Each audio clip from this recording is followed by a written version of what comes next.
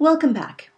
In the last web lecture, we saw how Mendel discovered the basic laws of inheritance by using what turned out to be very, very simple characters that were very easy to analyze. So most traits are not controlled by a single gene with just two alleles that have these very simple inheritance patterns.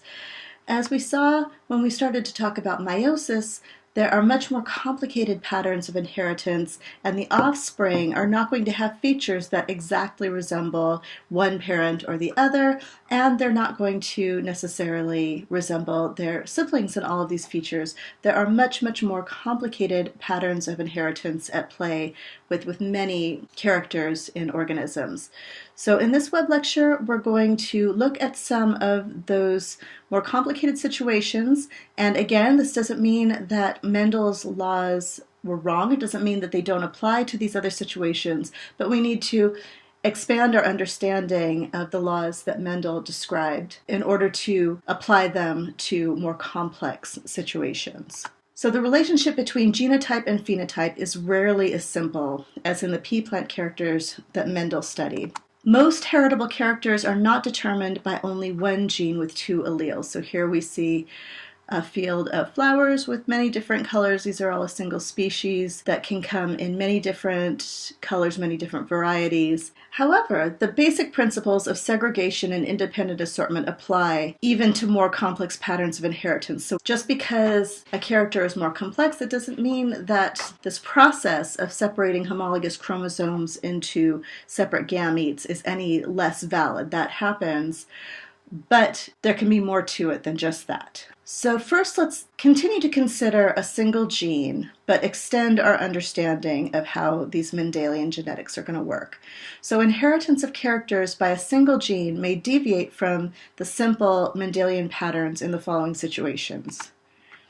First of all, when alleles are not completely dominant or recessive, so it's actually fairly rare to have that situation of complete dominance. When a gene has more than two alleles, you cannot use the same very simple method of determining the inheritance. And when a single gene produces multiple phenotypes, again, you need a more intricate analysis to be able to understand that in terms of the Mendelian laws. So let's first think about the degrees of dominance. So complete dominance occurs when phenotypes of the heterozygote and dominant homozygote are identical.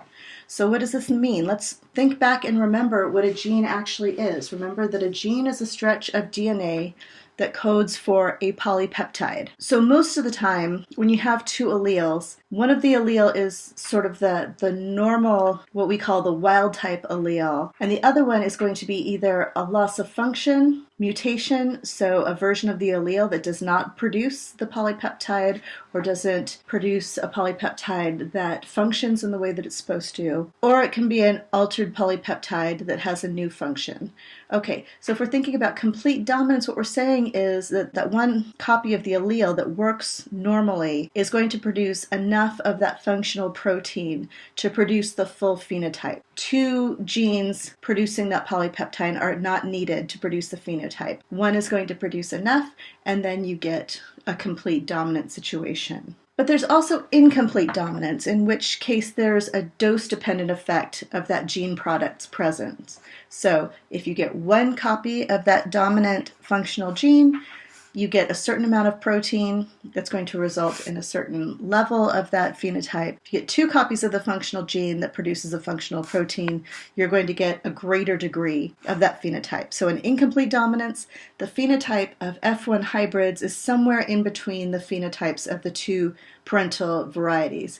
It's going to produce less, in the case of this flower, of the red pigment than in the red homozygote, but more than in the white homozygote that's not producing any of that red pigment. So when you cross these two homozygotes and get the heterozygote F1, it's going to be pink. It's going to be somewhere in between. It's going to produce some of this pigment, but only a half dose relative to the one with the two alleles that are both cranking out the red pigment. Okay, again, this is a loss of function mutation in this case where no functional red pigment is produced and then the default color is white. So then what you get in the F2 generation is something similar to the 3-to-1 ratio we saw with dominance, except that the heterozygotes are going to have their own distinct phenotype in the case of incomplete dominance. And we also still recover that parental type.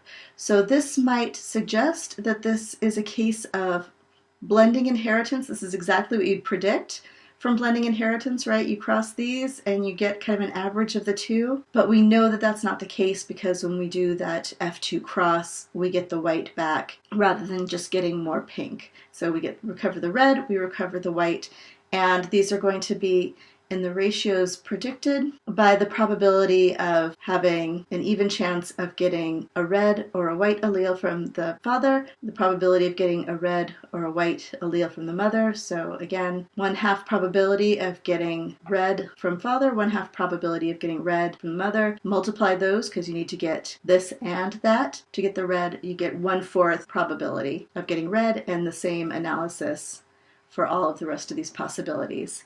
I also want to bring your attention to the notation we're using now. We no longer use a capital letter and the same lowercase letter when we're not talking about complete dominance. We have different codes that we use. In this case, we're using C for color, and then R for red, C for color, and W for white to indicate that there is no dominant and recessive allele in this case. In codominance, the two dominant alleles affect the phenotype in separate distinguishable ways. So again, if we think back to two different genes producing their gene product, these are two different genes that produce two different polypeptides that are both synthesized by those genes, so you get both of those proteins, both of those functional proteins. And we see this in cases like these fancy roosters, where if you cross a white one with a black one, you get the speckled heterozygote, both the black and the white expressing themselves in a very attractive pattern.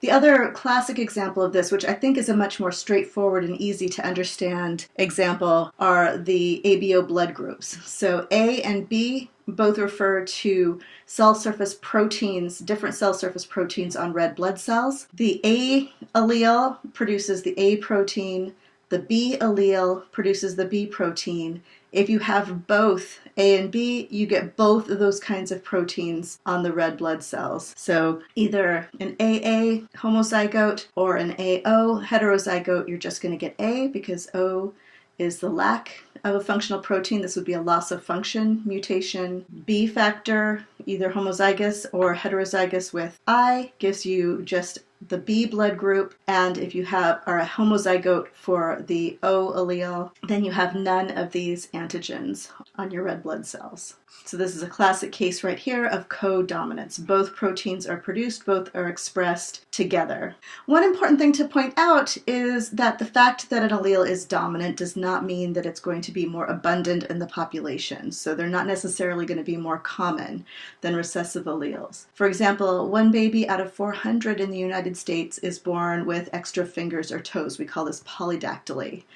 And it's caused by a dominant allele, although most of us probably don't know more than one person, if that, who has an extra finger or toe. It's very, very uncommon. Not very many individuals have that allele, but if you have one copy of it, it's going to be expressed in your phenotype. It's very rare in humans, but it's actually fairly common in at least some populations of cats. So many of you may have had a polydactyl cat, and there are some areas where the populations of cats are sufficiently inbred that they end up with very high proportions of individuals with these polydactylus, these big cute paws.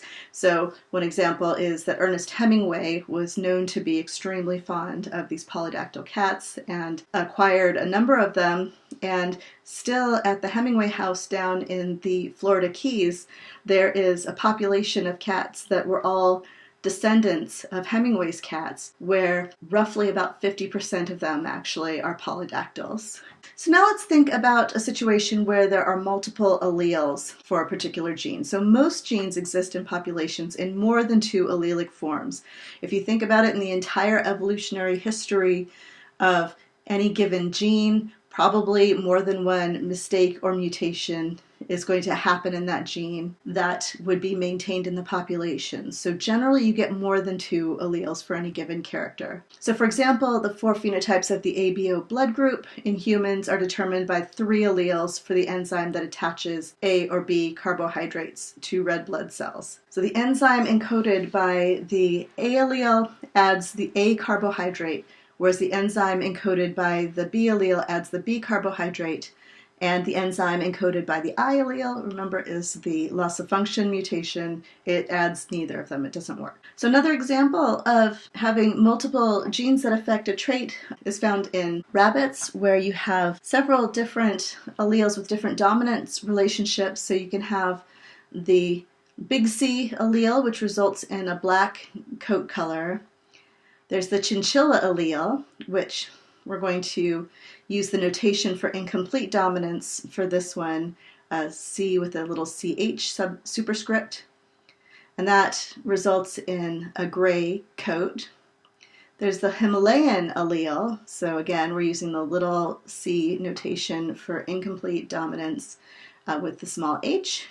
And this causes a color pattern where the nose, ears, feet, and tail are dark. And then there is the recessive little c homozygote that results in an albino or white coat. You can see that there can be relatively complex patterns of dominance here. So big C is dominant to pretty much all of these other alleles. So if you get big C, chinchilla, big C Himalayan, or big C, you still get a black or dark gray coat. Chinchilla is dominant to the little c albino allele, so if you get a chinchilla homozygote or heterozygote with the recessive albino allele, you get a chinchilla coat. This Himalayan, or another way of saying that is point restricted because the dark fur is just found at certain points. This is the same as the Himalayan color pattern. If it's homozygous or heterozygous with the albino, you get that phenotype, and then the albino is the absolute recessive in this case.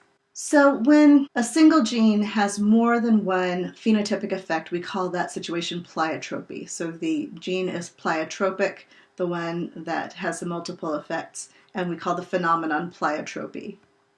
So for example, pleiotropic alleles are responsible for the multiple symptoms of certain hereditary diseases, such as cystic fibrosis and sickle-cell disease. So in the example of sickle-cell disease, the sickle-cell allele causes red blood cells to take this sort of sickled shape instead of the normal kind of fat donut-like shape in normal red blood cells.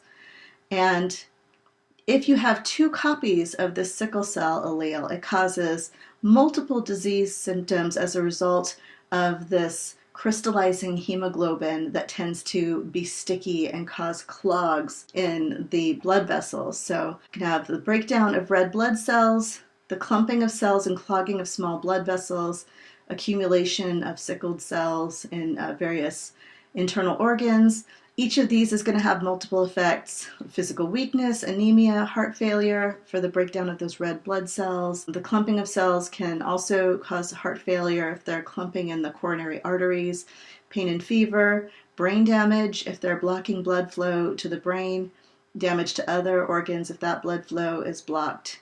And then, of course, the accumulation in the spleen, which is where these red blood cells kind of go to die, can cause damage to that organ. And then these in turn can have a variety of effects: anemia, and obviously this brain damage is going to impair mental function. The brain damage can also cause paralysis. The damaged organs can cause pneumonia and other infections, rheumatism, kidney failure.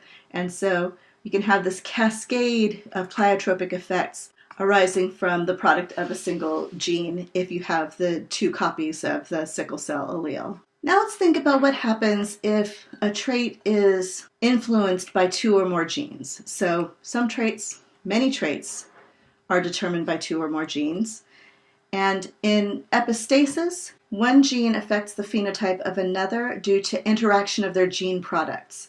So another way that we can extend Mendelian genetics to 2 or more genes is to look at polygenic inheritance. So this is a case in which multiple genes have independent effects on a single trait. So let's first take a look at epistasis. So in epistasis, expression of a gene at one locus alters the phenotypic expression of a gene at a second locus. So for example, in Labrador retrievers and many other mammals, coat color depends on 2 separate genes. These are not 2 alleles of the same gene. These are 2 separate genes that each have their own alleles. One gene determines the pigment color, so it's going to have alleles big B for black and little b for brown. The other gene, with alleles big E for color and little e for no color, determines whether the pigment will be deposited on the hair. So in order to have any kind of expression at this B locus, you need to have at least one copy of this big E allele. So if you have little e, you may produce the pigment, but it's not going to be deposited on the fur, so they're all going to end up with this blonde color. If you have big E, or big E, then you're going to have the pigment deposited on the fur, and if you are little b at this B locus, then it's going to be a nice chocolate lab. And if you have big B, or big B, the dominant homozygote or the heterozygote will be a black lab. So if heterozygous black labs, so their genotype is big B, big E, are mated, we might expect this to be like a typical dihybrid cross where you're going to get an F2 ratio of 9:3 to 3:1. This is what you would expect if these 2 genes didn't have any effect on one another, if they were completely independent. But if you do the big expanded Punnett square for this cross, you'll find that if you keep in mind the different phenotypes related to these different genotypes and the dependence of the color gene on this E gene, you're going to get a different ratio. So what you end up with is 9 black labs. So all of the heterozygotes for E and homozygote dominant for E that have at least one big B allele, those are all going to end up being black.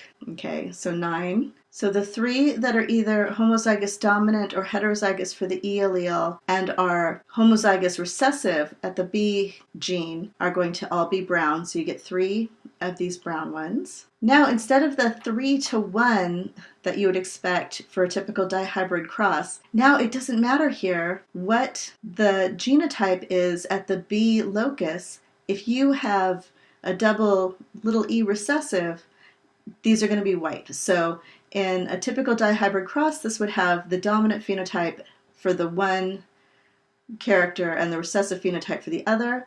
But because of this epistatic effect, it's going to override the other locus, and all 4 of these, both the double recessive homozygote and the single recessive for the E locus and the dominant phenotype for the B locus, are all going to have the same blonde coat color. So epistatic interactions produce a variety of ratios, all of which are modified versions of 9:3 to 3:1. So remember that this 4 can be split up between the 3 that you would get in a typical dihybrid cross and then the 1 double recessive homozygote.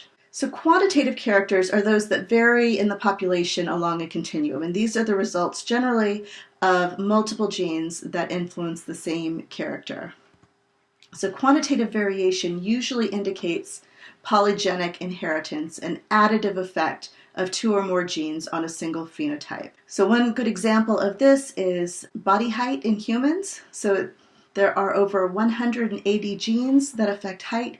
You can think of them as there's a particular allele that's going to add some increment to your height. The more of those additive alleles you inherit, the greater your height is going to be. Skin color in humans is also controlled by many separately inherited genes, and this is the example we're going to look at to illustrate this. So we can think of this as if we have, for example, 3 different loci, each with a dominant and recessive allele. So each locus we can think of as a melanin-producing gene. So A produces some melanin, B produces some melanin, C produces some melanin, if you have the dominant allele. So the dominant alleles are functional genes, and the recessive alleles are loss-of-function mutations. So the recessives are going to result in no production of melanin. The dominant alleles will result in production of melanin in this incomplete dominance type of way. So if you have big A, you produce twice as much melanin from this gene as you would if you have big A, little a, you'd produce half as much. So each of these individual copies of the genes will produce a given amount of this melanin product. So the more copies of the functional melanin-producing alleles you have, the darker the skin tone. And it doesn't matter whether those dominant alleles come from gene A, gene B, or gene C. The more capital letters you have, the darker the skin. And so we can do a big Punnett square for these 3 alleles. So you can have all of the combinations. So this first one would be little a, little b, little c, coming from the father, big A, little b, little c, little a, big B, little c, little a, little b, big C, big A, big B, little c, big A, little b, big C, little a, big B, big C, or big A, big B, big C. So those are all the possible combinations in this multiple hybrid cross. Same thing with the females. And so you just compute, what'd you get from the father, what'd you get from the mother. This one got 1 dominant allele, it's going to have 1 dose of melanin. This one down here got all dominant alleles, it's going to get the largest number of doses of melanin. It's going to result in the darkest skin colors. And so what you see from here is that you get relatively few individuals or few possibilities at the extremes. There's only one way to get 0 of these dominant alleles, only one way to get all 6 of these dominant alleles.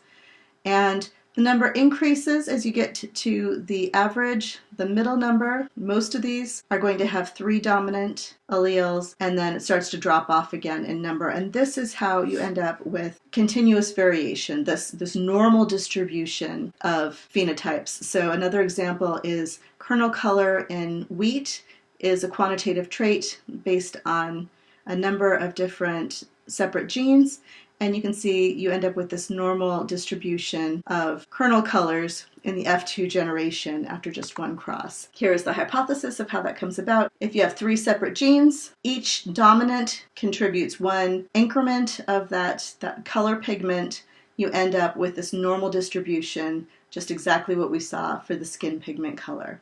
And so when we have continuous characteristics that follow a normal distribution, generally that's the result of simple Mendelian inheritance occurring across a large number of genes that all affect the same trait. And of course, we all know that the environment, things that happen in your life, can have an effect on your phenotype as well. We're all familiar with the phenomenon of suntans. If you go out in the sun, you can darken your skin color. And so this is going to be another departure from Mendelian genetics, arises when the phenotype for a character depends on environment as well as genotype.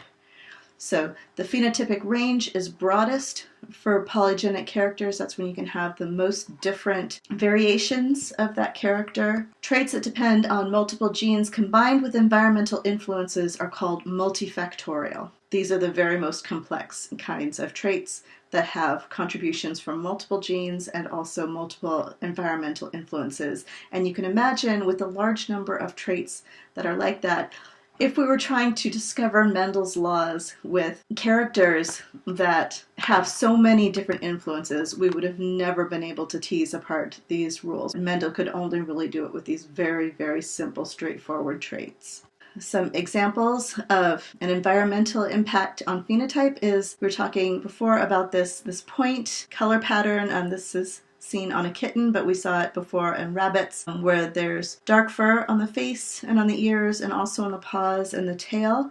It turns out that that comes from an environmental factor, and the gene that causes this Himalayan pattern in rabbits is actually a gene that causes the pigment deposition on the hair to be temperature dependent. That's why you see it in the nose, the ears, the feet, and the tail, because those parts of the body are going to tend to be cooler because they're out away from the heart. They're not going to have as much blood flow and not going to be kept as much warm.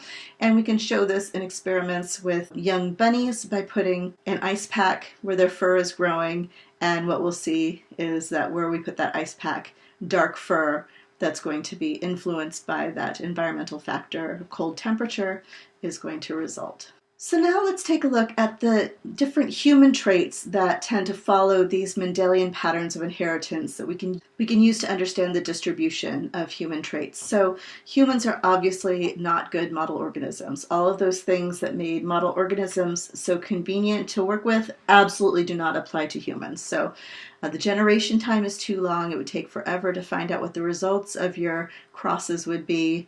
Parents produce relatively few offspring, so you've got a very, very small sample size to work with. And you can't really choose the crosses that you want to do when it comes to humans. Breeding experiments would not be considered ethically acceptable. So to be able to research these Mendelian patterns of inheritance, we have to look back through the generations at natural experiments that have already occurred through human families. So, basic Mendelian genetics endures as the foundation of human genetics, and we use these historical methodologies, such as pedigree analysis, to look at the results of matings of crosses that have already occurred. So, a pedigree is a family tree that describes the interrelationships of parents and children across generations. So in this way, inheritance patterns of particular traits can be traced and described using these charts. So let's take a look at what these charts look like. So the general rules for reading these trees: squares are for males, circles are for females.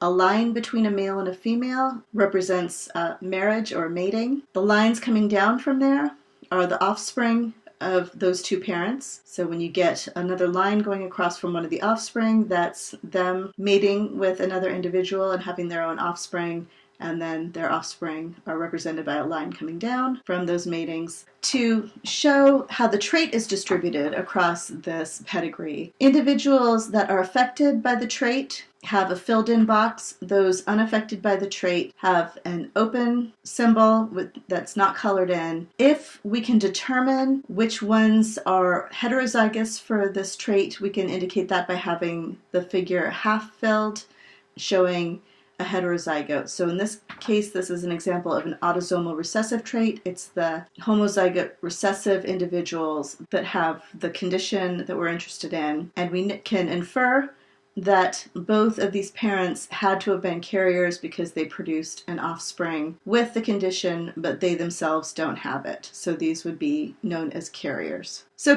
these pedigrees can also be used to make predictions about future offspring, and we'll see a little bit later how that works. We use the multiplication and addition rules to predict the probability of specific phenotypes. So let's first think about these recessively inherited disorders. So many genetic disorders are inherited in a recessive manner. So these range from relatively mild to highly life-threatening. So as we know, recessive phenotypes are only present in individuals who are homozygous for that allele, so these inherited disorders are only going to show up in homozygotes. Carriers are heterozygous individuals who carry the recessive allele but are phenotypically normal, and so this is the typical way that most of these very life-threatening genetic disorders are passed along, because the individuals who are the homozygotes don't tend to live long enough to pass that allele on. So most individuals with recessive disorders are born to carrier parents, specifically in the case of these very life-threatening early onset genetic diseases. So an example of a very life-threatening recessive autosomal disorder is cystic fibrosis. So cystic fibrosis is the most common lethal genetic disease in the United States,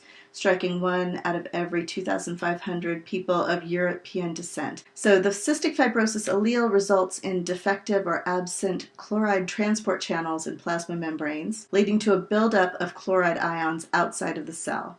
So here's a little connection back with B-Core 11 for those of you who took B-Core 11. If not, don't worry about it. But this buildup of chloride ions outside the cell results in a decrease in solute potential inside the cell, causing water to flow out of the cell. As a result, the mucus that's produced and secreted by the cell has a lower water content and is thicker and stickier than normal. And so the result of this is that you get a buildup of very thick, sticky mucus in some internal organs, and you can have abnormal absorption of nutrients in the small intestine. You can have excessive mucus buildup in the lungs, and it can be a very life-threatening situation. So we mentioned sickle cell disease a little bit earlier, but it's also a recessive autosomal disorder with some pretty interesting evolutionary implications. So sickle-cell disease affects 1 out of 400 African Americans, and it's caused by the substitution of a single amino acid in the hemoglobin protein in red blood cells. So one simple replacement of an amino acid causes this pretty catastrophic disease. So in homozygous individuals, all the hemoglobin is abnormal. It's got that sickle shape that tends to clump together and cause problems. So symptoms can include physical weakness, pain, organ damage, and even paralysis. And heterozygotes, we usually describe these individuals as having sickle cell trait, but not sickle cell disease or sickle cell anemia. They're healthy individuals, but may suffer some mild symptoms such as getting tired out easily, especially under low oxygen conditions. About 1 out of 10 African Americans has sickle cell trait, which is an unexpectedly high frequency considering how very detrimental the homozygous condition is. So it turns out that heterozygotes are less susceptible to the malaria parasite. They cannot inhabit these sickled cells. So remember that this is at the level of the red blood cells, a codominant trait. Individuals who are heterozygotes produce both normal and sickled cells. And so having this percentage of the sickle cell makes it much harder for the malaria parasite to invade the body and take over and cause malaria.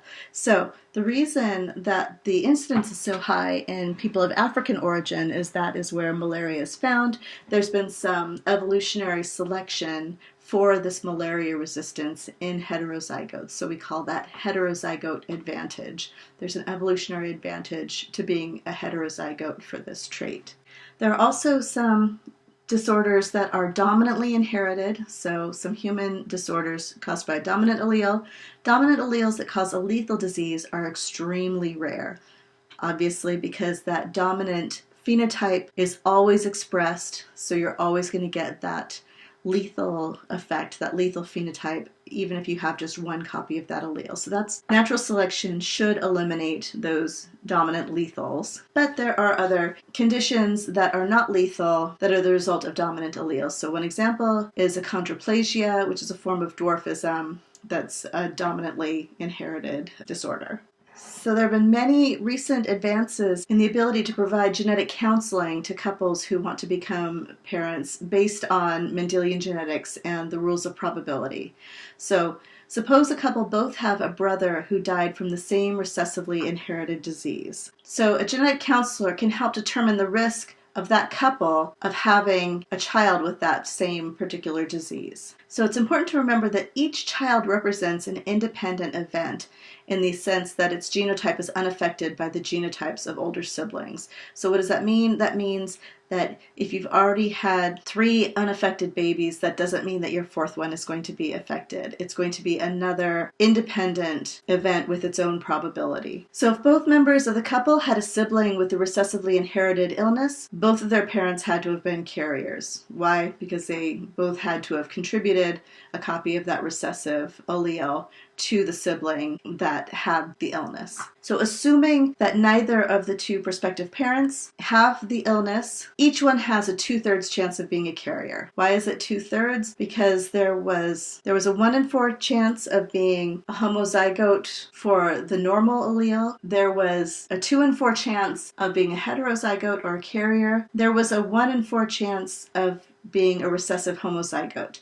If they didn't express the illness, then that possibility is removed. They can't possibly be a homozygous recessive individual. So now there are 3 possibilities, and 2 of those 3 possibilities are being a heterozygous carrier. So if both of them are carriers, there's a 1/4 chance of each child having the recessive illness. So again, when you cross 2 carriers, there's going to be a 1/4 chance of having a recessive homozygote. So to figure out the overall probability, you use the AND rule, the multiplication rule, to see what the probability is that they're both carriers. So that's going to be 2/3 times 2/3.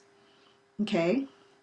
So the probability of the mother being a carrier and the father being a carrier and the offspring being a recessive homozygote. So remember, this is the AND rule. You're going to multiply. All of these things have to happen to get a child with the disease. So 2/3 times 2/3 times 1/4 is going to give you an overall probability of 1/9 of that child being affected by this disease. So for a growing number of diseases, tests are available that identify carriers and help define the odds more accurately. So if you can determine 100% that you are definitely a carrier, then you've got 100% probability of being a carrier instead of that 2/3 probability. You can get a much more accurate determination of the odds. So these tests enable people to make more informed decisions about whether or not to have children. But they also raise other issues, such as whether affected individuals fully understand their genetic test results, how they're going to interpret and use those test results. So in addition to these tests for identifying carriers, doctors are now also able to actually test the fetus for some of these genetic disorders. So amniocentesis is one method that involves drawing some of the amniotic fluid that surrounds the fetus and test that for different kinds of metabolites and things like that that are the result of having particular genetic conditions. There's another technique called chorionic villus sampling, CVS, in which a sample of the placenta is removed and tested. So this is a particular part of the placenta that's derived just from the cells of the fetus. And so that will allow genetic testing of the fetus itself. And other techniques such as ultrasound allow fetal health to be assessed visually in utero. It's a much less precise but a much less invasive way of testing for some of these genetic disorders. In this web lecture, we have looked at some of the more complex ways of analyzing Mendelian genetics. In the next web lecture, we're going to start to look at the behavior of chromosomes as the basis for inheritance. So these two images that you're seeing have something in common. One of them has to do with color blindness. The other one is baldness. These are both things that are more common in males than in females, and they are both the fault of the individual's mother if they have this condition. And so one of the chromosomal behaviors we're going to be thinking about is sex linkage in traits and other phenomena at the chromosome level that influence inheritance.